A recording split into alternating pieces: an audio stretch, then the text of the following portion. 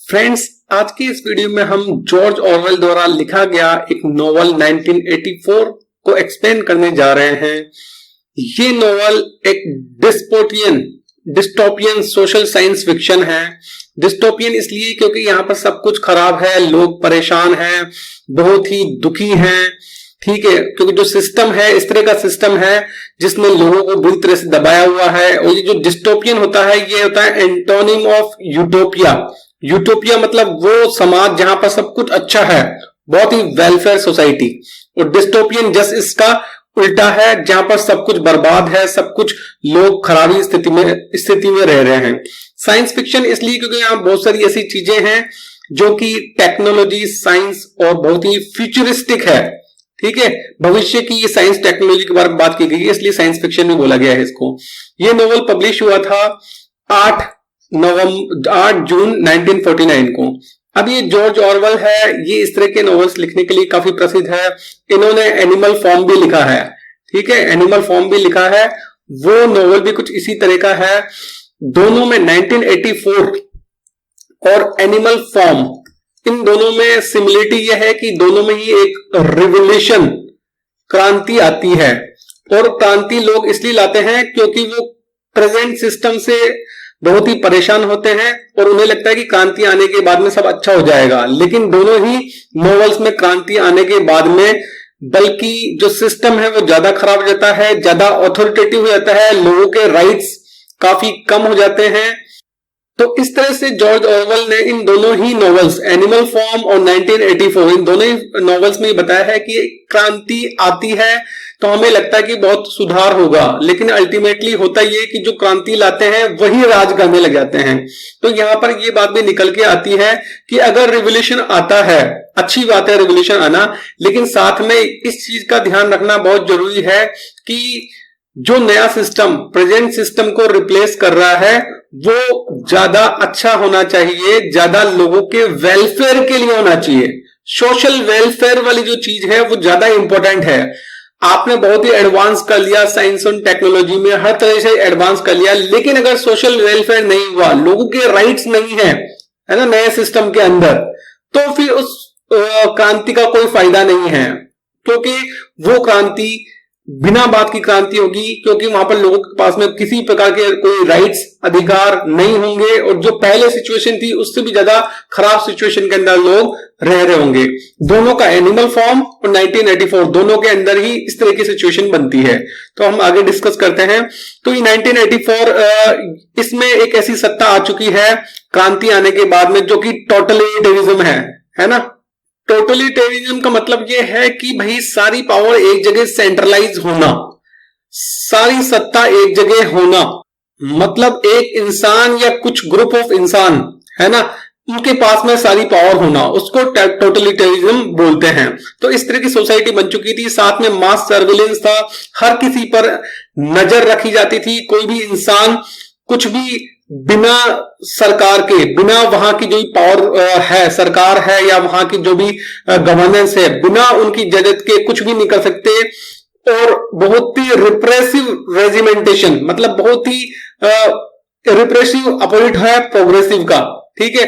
तो मतलब लोगों के लिए बहुत ही रिप्रेसिव, बहुत ही दुखदाई है ना, बहुत ही उनको दबाने वाला रिजिम है अभी प्रेजेंटली इस नोवेल के अंदर जो एक्सप्लेन किया गया है। इस नोवेल के अंदर एक्चुअली 3 सुपर स्टेट्स को बताया गया है। 3 सुपर स्टेट, दुनिया पूरी 3, मतलब जो मोस्ट ऑफ द दुनिया है वो 3 सुपर स्टेट्स में डिवाइडेड है। वन है ओशियानिया, और दूसरा है यूरेशिया, और थर्ड है एस्टेशिया।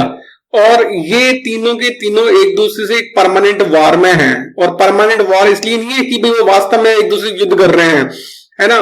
वॉर का उनका उद्देश्य ये है कि वहां पर उन देशों के अंदर जो जनता रह रही है वो वहां की प्रेजेंट गवर्नमेंट पर विश्वास कर सके और एक देशभक्ति की भावना उनके अंदर हमेशा रहे और उनकी इकोनॉमी इस वॉर से चलती रहे। इसलिए एक परमानेंटली वॉर में ये तीनों स्टेट्स हैं।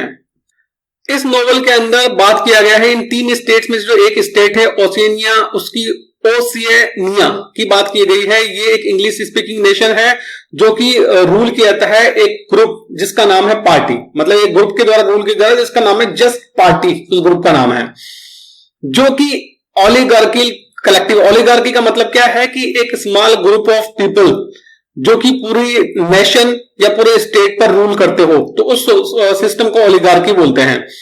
तो इसी तरह की आइडियोलॉजी और दो दूसरे टू सुपर स्टेट्स हैं उनमें भी थी, लेकिन फिर भी ये तीनों सुपर स्टेट्स एक दूसरे से बोलते हैं कि नहीं हमारा सिस्टम ज्यादा बेटर है।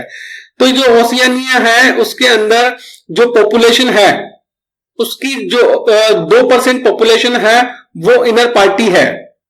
मतलब कहने का मतलब यह है कि जो टोटल पॉपुलेशन है वहां की, जो टोटल पॉपुलेशन है ओशियानिया की टोटल पॉपुलेशन, उसका 2% पॉपुलेशन ये इनर पार्टी की है। इनर पार्टी जो डायरेक्टली जो आपका ये जो पार्टी है ना, जो कि रूल कर रही है इस ओशियानिया पर, वो है। ये बिल्कुल स्ट्रिक्ट रूलर्स हैं उस जो देश के, इस ओशियानिया देश के, जो कि इस रूल कर रहे हैं। बाकी जो 13% पॉपुलेशन है वो आउटर पार्टी है, जो कि इनको मतलब एग्जैक्टली डायरेक्टली तो रूल नहीं कर रहे, लेकिन वो इनके सपोर्टर्स हैं। ठीक है, वो इनर पार्टी में जो लोग हैं उनके सपोर्टर्स हैं।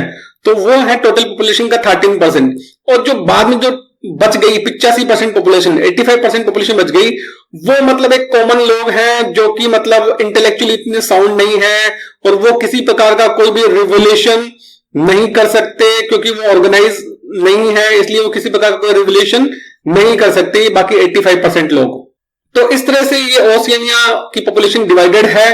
अब इस ओशियानिया के अंदर कांस्टेंट सर्विलेंस है, मॉनिटरिंग है, यहां तक कि जो लोगों के विचार हैं, थॉट्स हैं, उनको भी कंट्रोल किया जाता है, ताकि अगर कोई इंसान सोचे भी, क्योंकि ऑब्वियसली एक्शन तब होता है जब विचार आए। अगर आपके विचारों को ही दबा दिया जाएगा तो आप तो एक्शन ले ही नहीं पाओगे।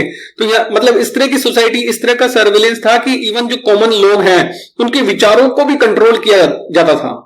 जो ये पार्टी है जो कि इस ओशियानिया को कंट्रोल कर रही है, उसमें जो सबसे सुप्रीम है, फिगर हेड है, वो है बिग ब्रदर, जो कि एक जिसका फेस हर जगह रहता है, कॉइन्स पर रहता है, पोस्टर्स पर रहता है, सिटी में हर जगह उसका फेस रहता है, जो कि मूंछों वाला फेस है। बड़ी सी मूछें हैं, बड़ा ही मोटा सा है, बड़ी ही मूछें उसकी, उसको बिग ब्रदर कहता है। और बाकी सारी जनता, एवरी सिटीजन, मतलब एवरी सिटीजन को फोर्स किया जाता है कि वो बिग ब्रदर के प्रति अपना प्रेम और अपना झुकाव दिखाए, लव और रेस्पेक्ट और अपना झुकाव बिग ब्रदर की तरफ रखे।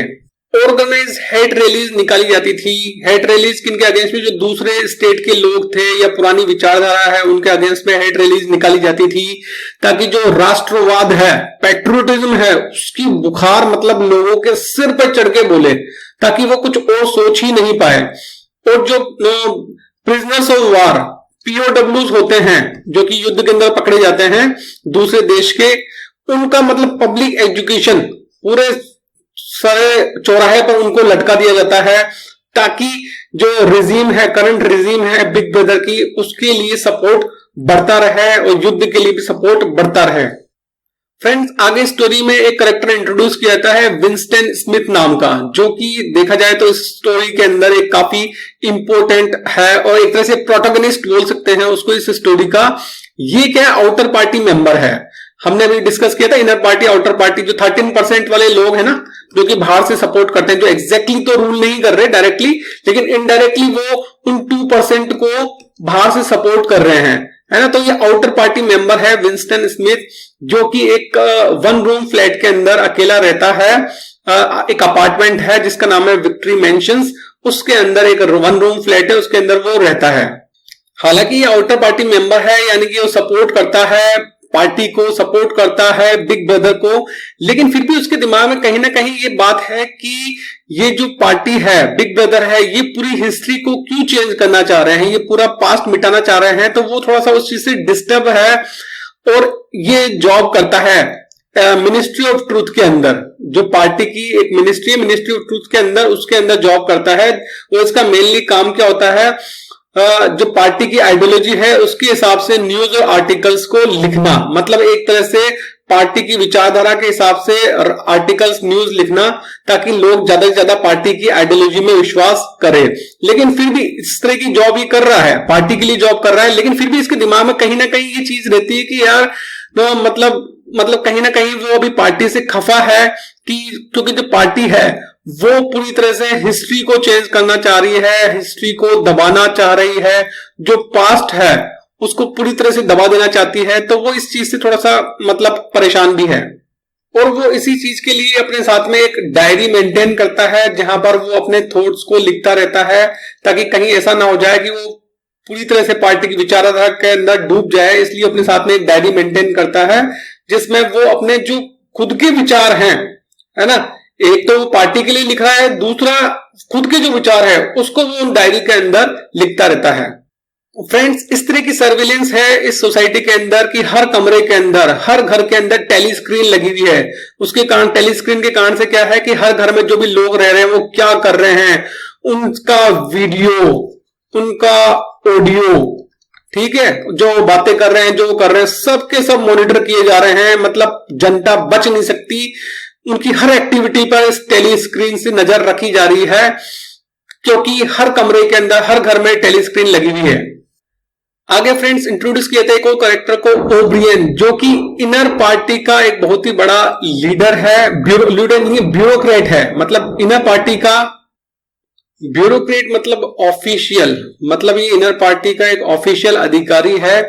और विंस्टन ओब्रियन के बारे में मानता है कि ये जो ओब्रियन है ये एक्चुअली एक अंडरग्राउंड काउंटर रिवोल्यूशनरी ऑर्गेनाइजेशन जिसका नाम है ब्रदरहुड, उस अंडरग्राउंड ऑर्गेनाइजेशन का मेंबर है। ये ब्रदरहुड क्या है? ब्रदरहुड एक्चुअली एक ऑर्गेनाइजेशन है जो कि प्रेजेंट सिस्टम, जो कि ये अभी जो बिग ब्रदर है और ये पार्टी है, जिस तरह का सिस्टम बना हुआ है, उस सिस्टम को खत्म करना चाहती है और उसके एंटी है, और जो पुराना सिस्टम है उसको लाना चाहती है।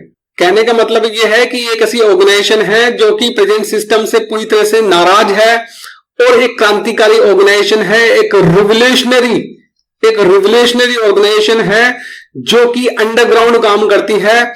और जो ये प्रेजेंट सिस्टम बना हुआ है, कुछ लोगों का रूल, मतलब स्मॉल पीपल जो कि सिर्फ 2% है, उन लोगों का जो रूल चल रहा है उसको खत्म कर देना चाहता है, वो ऑर्गेनाइजेशन है। तो विंस्टन इस चीज में बिलीव करता था, और कि भाई ओब्रियन ब्रदरहुड का मेंबर है, इसलिए एक तरह से जो विंस्टन है वो ओब्रियन का फ्रेंड बन जाता है। फ्रेंड्स, आगे हम एक्सप्लेन करेंगे, ये है एक डबल थिंक। डबल थिंक ये बहुत ही इंपॉर्टेंट टर्म है, इसको हम एक्सप्लेन करते हैं। डबल थिंक का मतलब ये है कि जो अभी लोग रह रहे हैं, जो कि पार्टी जो कि अभी रूल कर रही है ओशिनिया पर, और जो बिग ब्रदर है ना, उसके मतलब एक तरह से भक्त हैं, उसके कट्टर फॉलोअर्स हैं। तो जो कट्टर फॉलोअर्स हैं उनके दिमाग में चाहे से एविडेंसेस है कि यार जो ये बंदा बिग ब्रदर कर रहा है वो गलत कर रहा है, ठीक है, एविडेंसेस हैं, लेकिन उसके बावजूद भी वो उन एविडेंसेस को, जो कि वो खुद जानते हैं कि भाई ये चीज गलत हो रही है, लेकिन उन चीजों को वो सप्रेस कर वो भक्त बने हुए हैं, ठीक है। तो इस चीज को कहते हैं डबल थिंक। मतलब कहने का मतलब यह है कि सामने गड्ढा है, आपको पता है कि सामने गड्ढा है, लेकिन तब भी आप उस चीज को इग्नोर कर रहे हो और मना कर रहे हो कि नहीं जी कोई गड्ढा नहीं है, सब कुछ सही है ना। तो इस चीज को कहते हैं डबल थिंक। अब जो भक्त लोग हैं, जो कि बिग ब्रदर के भक्त हैं, उन्हें पता है कि यार सिस्टम में गलत हो रहा है, लेकिन तब वो इस चीज को मानते हैं कि सिस्टम में गलत हो रहा है, एविडेंसेस हैं, लेकिन तो भी उस चीज को नकार देते हैं कि नहीं सब कुछ सही है, कुछ गलत नहीं है। तो इस प्रैक्टिस को, इस तरह की सोचने के तरीकों को कहते हैं डबल थिंक। आगे है, ये है थॉट पुलिस। थॉट पुलिस एक ऐसी ऑर्गेनाइजेशन है जो कि मतलब बिग ब्रदर को जो लोग नहीं चाहते उसके अगेंस्ट में है, ठीक है, और पुरानी विचारधारा को मानते हैं, जो पहले जो विचारधारा थी उस चीज को मानते हैं, वो इस करंट सिस्टम से नाखुश है, ठीक है। तो उन लोगों को ये थॉट पुलिस हंट करती है, क्योंकि आपने अगर अभी जो करंट सिस्टम है उसके अगेंस्ट में सोचा भी तो क्यों सोचा, तो ये एक तरह से थॉट क्राइम हो गया। आपने क्राइम किया है, विचारों के अंदर क्राइम किया है ना। आपने सोचने की भी कैसे कोशिश की है ना, विचारों के अंदर आपने क्राइम किया है, थॉट क्राइम। तो जो ये थॉट क्राइम करते हैं लोग, उनको हंट करती है, उनको पकड़ती है ये थॉट पुलिस। आगे स्टोरी के अंदर ये होता है कि जो विंस्टन, जो कि हमारे नोवेल का मेन प्रोटैगनिस्ट है, ये एक बार अपने कार्य में बिजी था अपने ऑफिस के अंदर। तो वहां पर उसको एक डार्क हेयर कलर एक लड़की दिखती है, जूलिया नाम की, जिसके डार्क हेयर कलर थे, ठीक है। तो पहले तो उसे, जो विंस्टन है, उसे लगता है कि जूलिया है ये थॉट पुलिस की मेंबर है, थॉट पुलिस की मेंबर है, और इस कारण से उसकी शायद उसके पीछे लगी हुई है। लेकिन बाद में उसे पता लगता है कि नहीं, ये थॉट पुलिस की मेंबर नहीं है, ये तो एक ऑर्डिनरी लड़की है।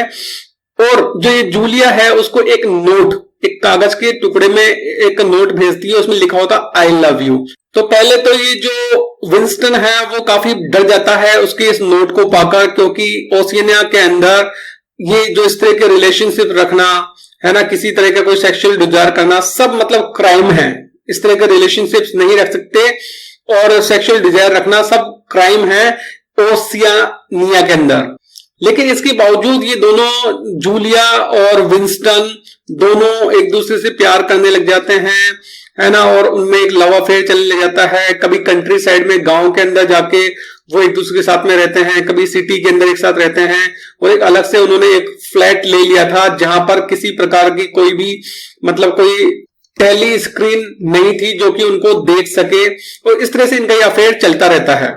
अब जो ये मिस्टर चैरिंगटन है, ये उस फ्लैट का मालिक है, उस बिल्डिंग का मालिक है जहां पर जो विंस्टन है वो अपनी लवर के साथ में रहता है। एक्चुअली क्या है कि ये थॉट पुलिस का मेंबर है और विंस्टन को इस बात का पता नहीं होता है। उसे लगता है कि नहीं, वो तो उसका दोस्त है, लेकिन एक्चुअली ये थॉट पुलिस का मेंबर होता है।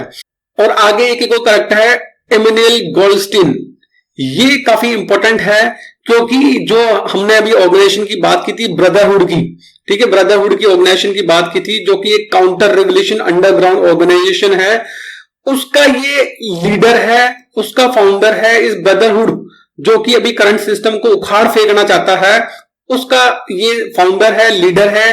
और इसको ये फिलहाल देश से निकाला दे दिया गया है, और मतलब इसको गद्दार बोलकर देश से निकाला दे दिया गया है। इस इमैनुअल गोल्डस्टीन ने एक बुक लिखी थी, है ना, जो कि इसके जो भी समर्थक थे उनके पास में वो बुक हुआ करती थी, लेकिन उस बुक को रखना इलीगल था।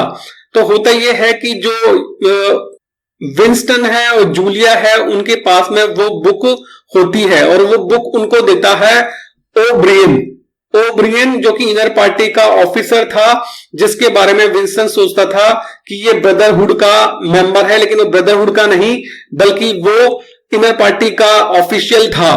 तो ये ओब्रियन ये बुक इन दोनों को देता है, इन दोनों लवर्स को देता है। अब होता यह है कि ये बुक इनके पास में रहती है, और एक दिन ये ओब्रियन आता है और इनको आकर अरेस्ट कर लेता है। किस जुर्म में? कि ये बुक उनके पास में कैसे थी, जबकि ये बुक खुद उसने उनको दी थी। तो अब ये ओब्रियन और ये लवर पकड़े कैसे जाते हैं? ये लवर पकड़े जाते हैं मिस्टर चैरिंगटन की वजह से, क्योंकि mister Charrington member of thought police था, तो उसने इन्फॉर्म कर दिया कि यहाँ पर ये लवर कपल रह रहा है और उनके पास में वो बुक है, और एक्चुअली ये बुक ओब्रियन देता है उनको, जो कि इनर पार्टी का ऑफिशियल है। तो अब फाइनली होता यह है कि जो विंस्टन है और जूलिया है उनको पकड़ लिया जाता है, और मिनिस्ट्री ऑफ लव के द्वारा उनको टॉर्चर किया जाता है, ब्रेन वॉश किया जाता है। मिनिस्ट्री ऑफ लव वो मिनिस्ट्री है जो कि मतलब किसी भी तरह के प्रॉफिट लव वगैरह उनको रेगुलेट करता है, वो मिनिस्ट्री है। और इन दोनों को रूम नंबर 101 के अंदर टॉर्चर किया जाता है, ब्रेन वॉश किया जाता है, बुरी तरह से इतना ब्रेन वॉश किया जाता है, इतना टॉर्चर किया जाता है कि ये दोनों एक दूसरे से नफरत करने लग जाते हैं, और खुद का सेल्फ रेस्पेक्ट, खुद की इंडिविजुअलिटी, यहां तक कि सेक्सुअल डिजायर को भी वो लूज कर देते हैं। और इतना टॉर्चर सब कुछ करने के बाद में जो बिल्कुल एक तरह से मेंटल हो जाते हैं, उनको सेपरेटली रिलीज कर दिया जाता है ताकि वो अलग अलग रह सकें। अब फ्रेंड्स, अब आता है इस नॉवल का जो क्लोजिंग सीन है, वो उस क्लोजिंग सीन में जब नॉवल खत्म हो रहा है तो उसमें ये दिखाया जाता है कि जो विंस्टन है वो पूरी तरह से अल्कोहलिक, शराब पीने वाला बन गया है, और वो मतलब बिग ब्रदर की फोटो की तरफ देखता है, बड़े ही प्यार से देखता है, और अल्टीमेटली होता यह है कि वो बिग ब्रदर को प्यार एवं रेस्पेक्ट देना सीख जाता है। तो कुल मिला के जो एंडिंग इस तरह से होती है कि जो विंस्टन, जो कि एक क्रांति लाने की सोच रहा था और ब्रदरहुड का मेंबर था, वो अल्टीमेटली उसको इस तरह से टॉर्चर किया जाता है इतना टॉर्चर किया जाता है कि अल्टीमेटली वो बिग ब्रदर को रेस्पेक्ट करना सीख जाता है, उससे प्यार करना सीख जाता है। तो इस तरह से फ्रेंड्स हमारा ये जो 1984 नॉवल है वो ही खत्म होता है। एक्चुअली 1984 क्योंकि 1949 में लिखा गया था, तो उस वक्त ये 1984 एक तरह से 1949 के लिए फ्यूचर है, भविष्य की सोसाइटी को इमेजिन करके ये नॉवल लिखा गया था कि भविष्य में इस तरह के हालात पैदा होंगे। सो फ्रेंड्स, आई होप कि ये 1984 जो कि जॉर्ज ऑरवेल द्वारा लिखा गया था उसका एक्सप्लेनेशन आपको अच्छा लगा होगा। अगर ये अच्छा लगा एक्सप्लेनेशन तो please like, comment, share and subscribe channel को जरूर करें। Thanks for watching the video. मिलते हैं अगले वीडियो के अंदर।